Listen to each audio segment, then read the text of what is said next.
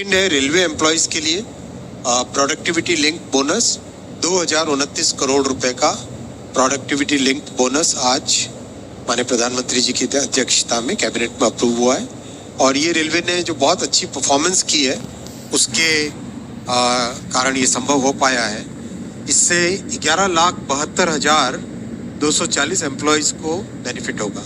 Railway में आज अगर एम्प्लॉयज़ की हम संख्या देखें तो कुल मिला के 13,14,992 13,14,992 एम्प्लॉयज़ हैं एज ऑन 31 मार्च 24 का ये नंबर है।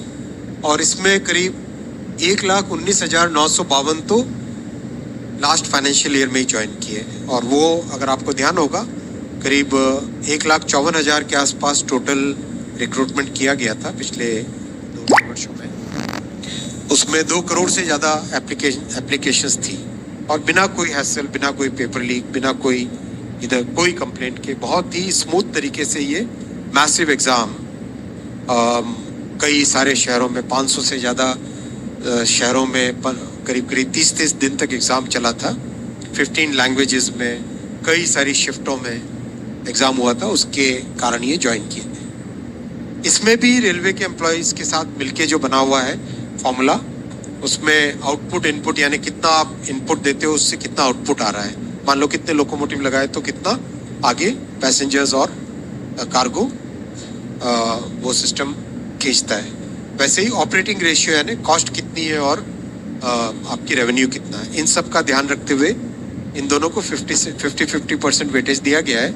इस फॉर्मूले से 76 डेज का बोनस बनता है, लेकिन आज कैबिनेट ने 78 डेज का बोनस अप्रूव किया है in recognition of all the good work that railway employees are doing. अभी वैकेंसीज 58,642 है जिसमें अभी रिक्रूटमेंट का काम चल रहा है।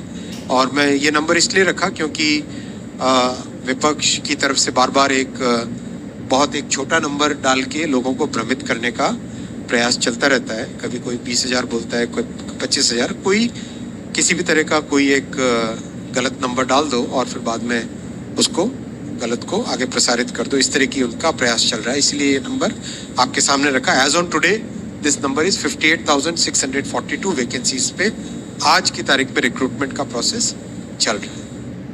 और एनुअल कैलेंडर से चल रहा है जो कि 50-60 साल से नहीं हो पाया था, वो मोदी जी ने अपने कार्यकाल में किया।